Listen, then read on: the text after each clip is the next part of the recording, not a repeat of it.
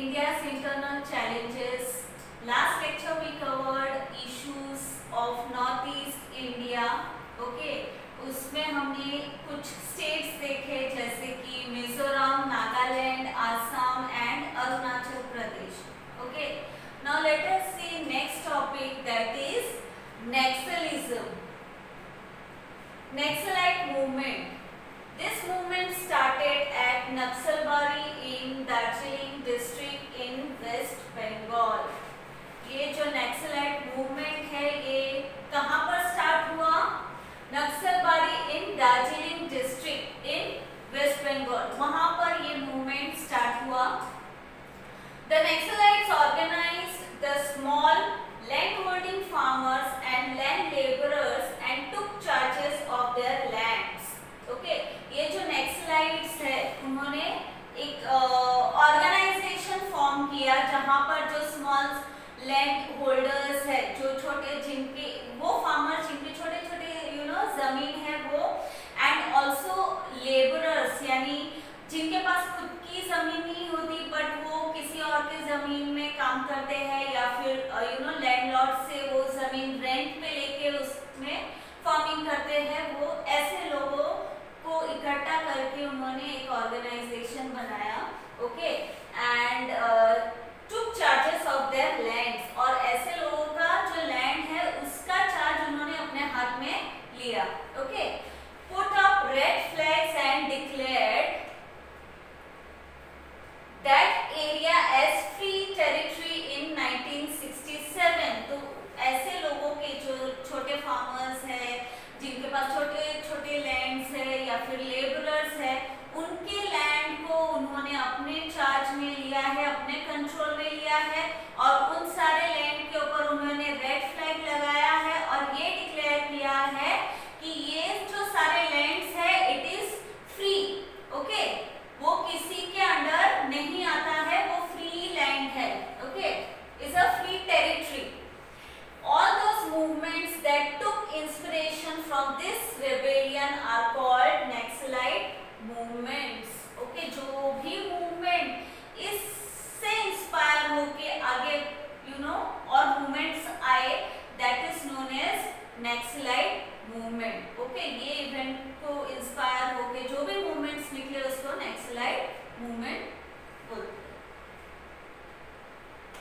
The movement had the objectives of establishing action committees to raise a voice against the exploitation of the farmers by the landlords.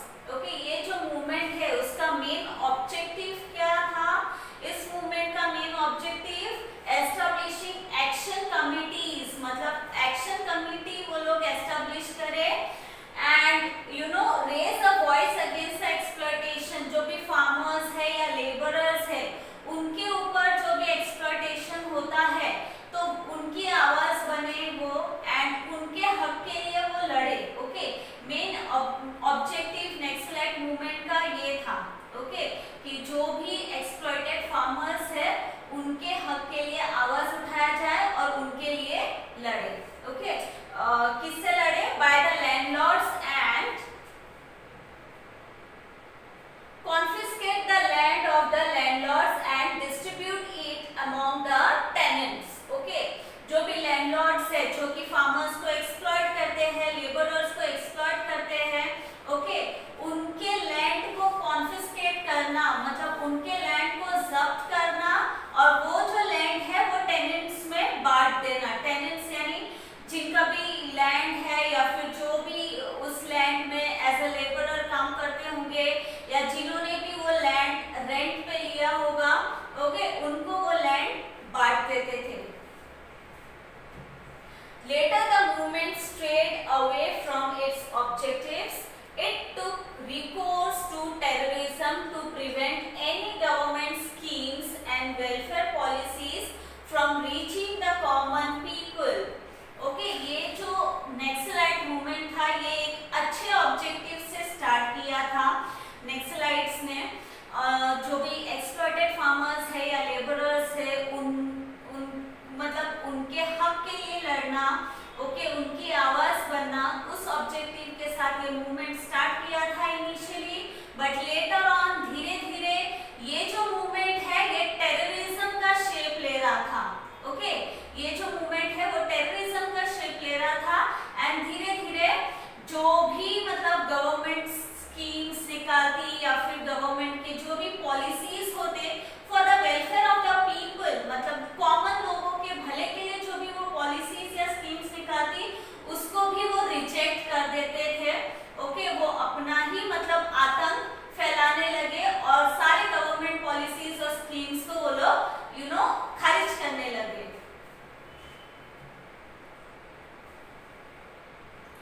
The Naxalites started a parallel system by rejecting the democratic system.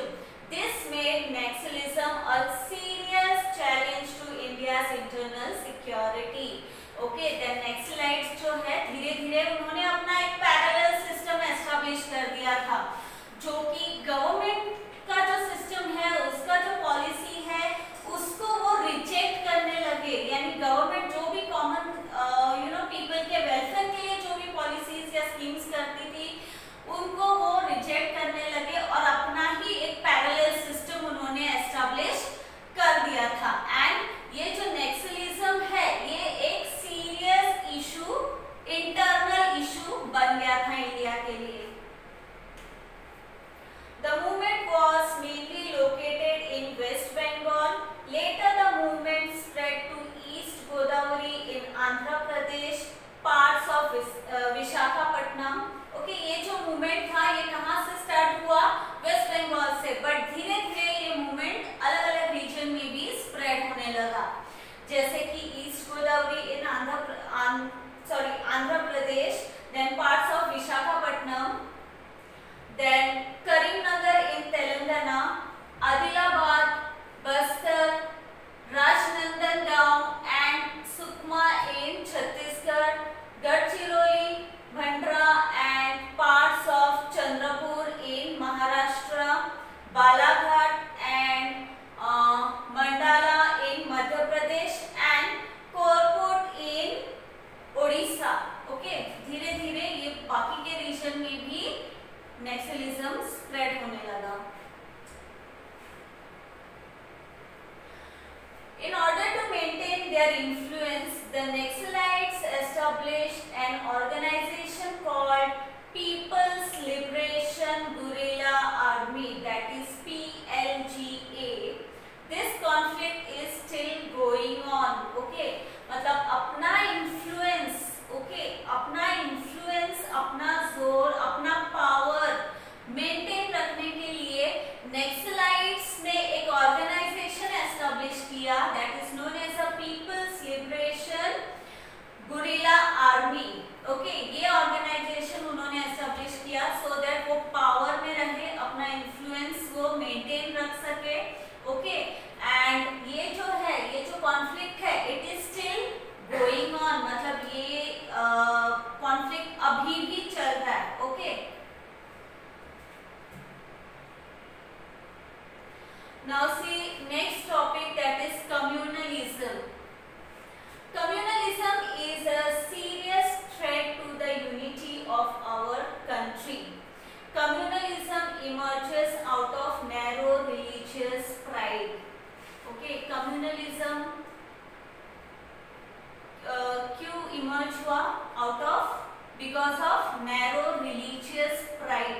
Okay, हमारा जो religion है उसके ऊपर गर्व करना और दूसरे religion को डिग्रेड करना, इंफीरियर समझना, उसके वजह से कम्युनलिज्म स्टार्ट हुआ, कम्युनलिज्म अराइज हुआ। And this is a very serious issue, okay, that India had to face. The British sowed the seed of communalism in our country. People of different religions have happily lived together since many centuries. Okay, हमारे country में, India में, there is a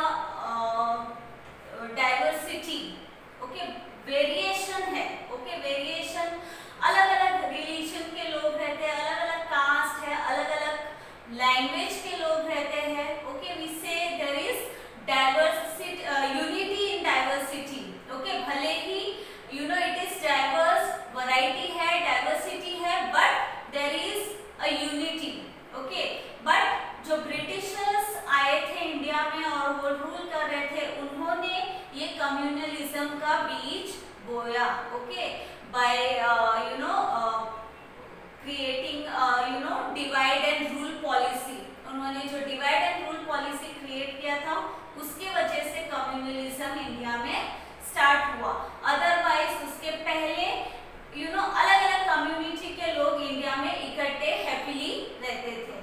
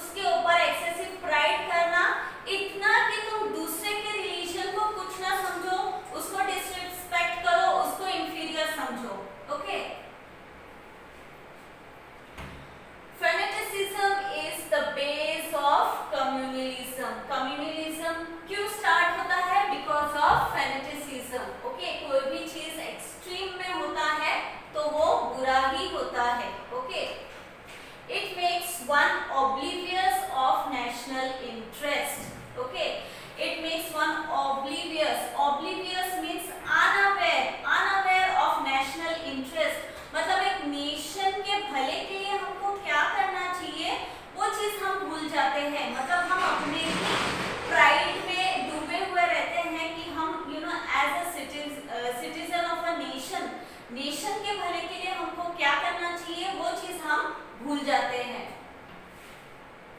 People of different religions don't trust each other. They become suspicious of each other. Okay? अलग-अलग religion के जो लोग होते हैं वो एक दूसरे को शक के नजर से देखते हैं, एक दूसरे को ट्रस्ट नहीं करते क्योंकि वो अलग रिलीजन से बिलोंग करते हैं। Okay? Compatriots following different religions are looked at as enemies. Compatriots यानी जो फेलो सिटीजन है, मतलब एक ही सिटीजन में रहने वाले जो दूसरे लोग हैं, एक ही कंट्री में रहने वाले जो दूसरे लोग हैं, उनको वो लोग एज एन एनिमी देखने लगते हैं। ओके, उनको ऐसा नहीं समझते कि हम एक ही देश के रहने वाले सिटीजन हैं तो वी आर वन। ओके, ऐसा नहीं होता है, बल्कि वो उनको दुश्मन की नजर से देखने लगते हैं।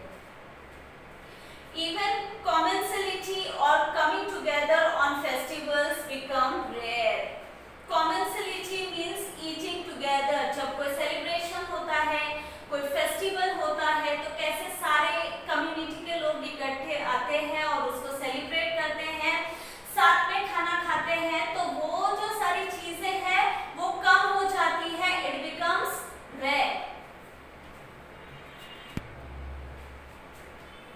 As a result, it becomes difficult for everybody to come together and get organized for their demands and rights as citizens. जब एक ही नेशन में रहने वाले लोग अगर एक दूसरे से शक की नजर से देखेंगे, एक दूसरे के ऊपर ट्रस्ट नहीं करेंगे और एक दूसरे को अपना दुश्मन समझेंगे, तो ऐसे सिचुएशन में इट बिकम्स वेरी डिफिकल्ट कि लोग इकट्ठे आए और अपने डिमांड्स रखे या फिर अपने हक के बारे में लड़े। ओके, तो ये जो सिचुएशन, ये जो इवेंट है, ये फिर डिफिकल्ट हो जाता है। Fanaticism makes the perspective of looking at events and people prejudiced. Okay, ये जो फैनेटिसिज्म है यानी एक्सट्रीमिज्म है, इसके वजह से क्या होता है, जो पर्सपेक्टिव है, हमारा जो चीजों को देखने का नजरिया है, कोई भी इवेंट है या कोई भी पर्टिकुलर चीज है, वो क्या हो जाता है, वो प्रेजुडाइज हो जाता है, मतलब वो पार्शियल हो जाता है, हम बायस्ड हो जाते हैं हर चीज को अपने रिलीजन के एंगल से देखने के लिए। Okay, some people begin to think of economic and social question also in the framework of their own religion. कुछ लोग तो जो इकोनॉमिक या सोशल चीजें हैं, ओके, इवेंट्स है, इश्यूज है, उसको भी अपने ही रिलीजन के पॉइंट ऑफ व्यू से वो लोग देखने लगते हैं।